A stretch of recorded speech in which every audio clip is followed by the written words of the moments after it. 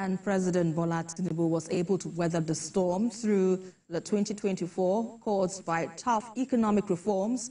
The renewed hope agenda of President Bola Tinubu was thoroughly scrutinized, but it is beginning to look like the administration is in course. And TVC News State House correspondent Femi Akonde has more on this. 2024 was a year that tested the resilience of President Bola Tinubu's administration. A year the guts of the necessary economic reforms were shaken from the foundation. But in spite of the uncertainty, criticisms and backlash, President Bola Tinubu held strongly to his conviction and slowly steered the ship of state in the direction of the renewed hope agenda. Indeed, 2024 was a busy year for President Bola Tinubu as he made diplomatic shuttles across the length and breadth of the globe in a desperate search for investors ready to do business in Nigeria. We must ensure that the spirit of the collaboration and cooperation between our two leading countries in Africa will intensify and deepen under our leadership of our respective nations. This is not a matter of choice, but of destiny that includes an historical responsibility. Within 1 year since assumption of office, President Bola Tinubu had traveled out of the country 17 times. And by October of 2024, President Bola Tinubu and Vice President Kashim Shettima undertook 41 trips across 26 countries, collectively spending 180 days or 6 months on foreign engagements. But the presidency says so far, the Tinubu administration has been able to attract more than $30 billion in foreign direct investment. Also recently, there was an announcement of a $5 billion final investment decision by Shell for the Bonga North Deep Offshore Field, which is seen as a further proof of the Tinubu administration's investment-friendly policies. Our country attracted foreign direct investment worth more than $30 billion in the last year. Fellow compatriots, our administration is committed to free enterprises, free entry and free exit in investment. These foreign trips and visits have also been reciprocated by some global leaders.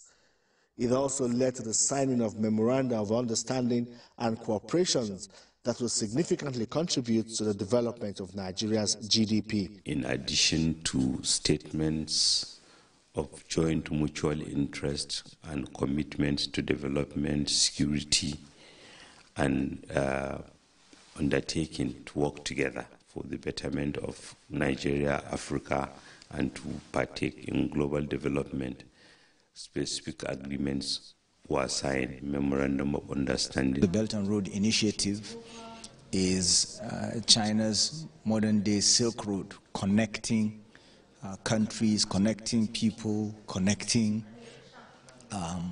economies. Despite these efforts, much more was desired as economic growth remained sluggish, and President Tinubu's ministers faced criticisms for underperforming in their assigned roles. Pressure soon began mounting on President Bola Tinubu to reshuffle his cabinet and inject new impetus that will stimulate economic growth. Eventually, in October this year, President Bola Tinubu wielded the big stick and discharged ministers perceived to be underperforming. But he also restructured the Federal Executive Council and created new ministries, particularly the Ministry of Livestock Development. The ministry is seen as a masterstroke by the president in tackling the problem of food security, solving the farmer header crisis, and also creating a value chain that will create wealth and contribute to economic growth. Since 17 months, I thank many of the ministers that are present here today for hard work that they've embarked upon tirelessly to put Nigeria on this recovery path. Despite the challenges of 2024, there are signs backed by government data showing better days in the near future.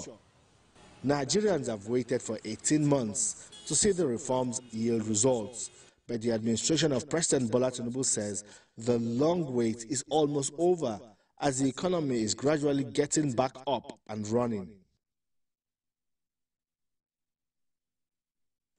And for more on this, I'm being joined by a public affairs commentator, Kemi Ashekun. Good to have you on the news at this time. So yes, indeed, from our report, the long wait is almost over, according to the president. But what are your thoughts on how the performance of the administration, 18 months in the saddle, how would you assess it so far? Well, thank you very much, Esther, for having me. It's a pleasure to be here.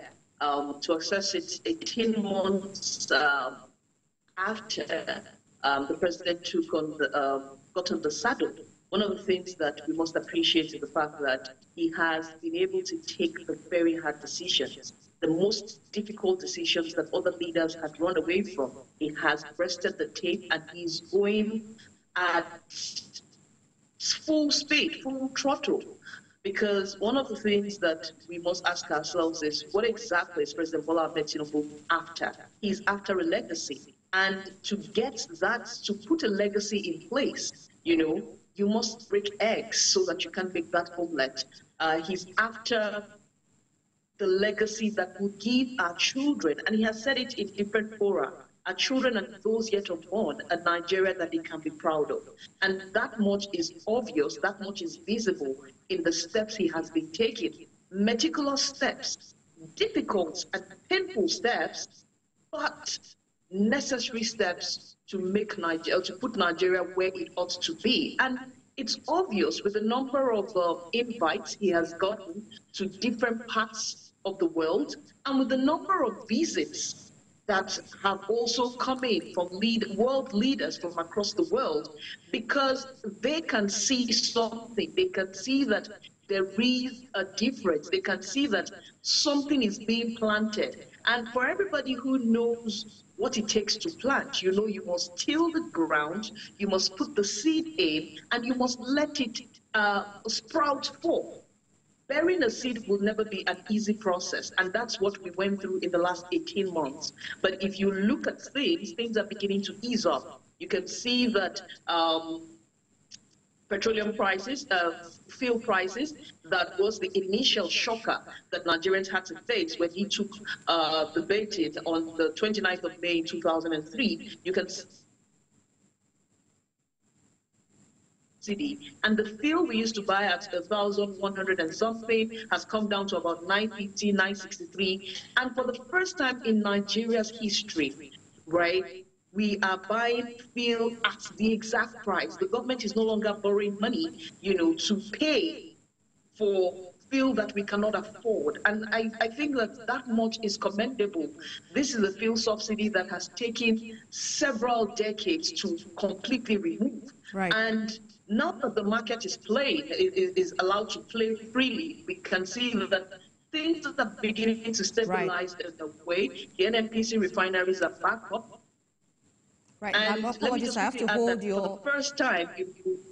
Right, I have to hold your thoughts for now. We need to sign off on our entertainment news platform while the news continues on other news channels in various platforms. You can watch TVC News. But let's quickly continue our conversation right now with Mrs. Kemi Ashekun, public affairs commentator. You are giving your insights right now on how far the president has gone, but much more painful reforms, or painful steps, if I would add, is the removal of fuel subsidy and, of course, the tax reform bill, which to an extent have been refused or rejected by the northern leaders, because they feel that they are not carried along. There wasn't enough due consultation with regards to how far this reform is meant to achieve or its success in terms of what it's meant out to do. But what do you think the government needs to do now to ensure everyone comes on board and believes in its vision, if at all it aims to put the country's economic path on the right trajectory? Well, if you look at the tax reform bill and the person leading that's a tax administrator, someone who has worked in that industry for decades, Mr. Taiwo Yedele. You can tell that the president is about putting square pegs in square holes. And they have gone through the gamut of understanding where the problems in our tax processes are, right? They know that Nigerians need to pay tax, but then in the past, before the coming of this tax reform bill, right? In the past, we have taxed the poor more, right? Someone is earning the minimum wage and he still has to pay so much taxes on this, and yet someone is earning so much and he's not giving anything, substantial to the government. Mr. Oyedele has done a yeoman's job, and that much is visible. If you listen to one of his interviews some time ago, when they had the town hall, he did mention that they had been trying to have the governors forum on board, and they had been trying to, see them for months. And by the time they were allowed to see them, they were given only 15 minutes, to make a presentation of something that important to the citizens. And you cannot blame him for that. But in the last couple of months, you can see that each and every step of the way, Mr. Taiwo Oyedele has been breaking it down on what this tax reform bill will do and why it is necessary for Nigerians. Workers who are earning the minimum, workers who are earning the minimum wage will no longer have to pay. If you're not earning up to $1 million, you don't have to, and it's such a beautiful bill that what we just need to do is sit down and understand it properly. Let the leaders, sit down and actually look at it from the right point of view. Mr. President also said that we are at a point where we can have, we can discuss on this tax bill, right? That yes, there may be some gaps, and the government is willing to give some leeway, but to outrightly condemn that beautiful bill that will work for the average Nigerian will be very unfair, to Nigerians at large. And I think that our political leaders need to sit down and look at this tax bill again and come to the understanding that if we are to truly move this nation forward, we must allow that tax reform bill to come to play, to give Nigerians a sense of ownership.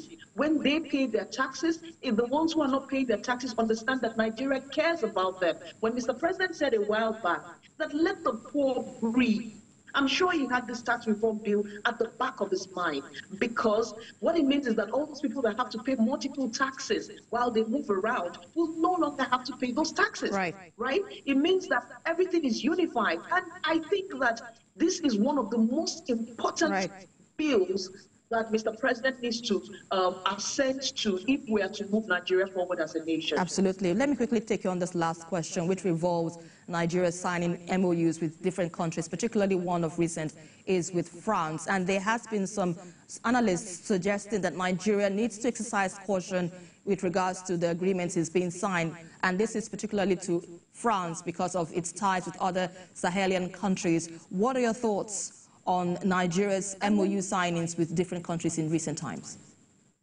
Well, a memorandum of understanding is different from a contractual agreement. A memorandum of understanding means that, yes, you have an agreement to do certain things, but both parties can decide to walk away at any point. It is not binding on both parties, but it's an agreement to at least state, the things that you intend to work on together as different parties, as two different countries, right? So what this memoranda of understanding that to do is to act as guides, guides for what both parties intend to do. It's not binding. Both parties can decide to walk away. And if you look at what France and Nigeria, signed, there's an agreement on some of our mining sites that have gone, that have been, they're done with, and they have not been reclaimed. There's several agreements that will be beneficial because of their own technical know-how. And so if you have someone saying, okay, we can help, we can guide, we can, some of these things we have done in the past, and we can guide you through. Why decide that you want to walk through the path blindly when you have someone who can hold your hand and guide you through? But it is very important to note that a memorandum of understanding is technically to outline the things you want to do, the things you intend to do, the things you have agreed to do. It is not a contractual agreement. Hence, it is not binding on both parties.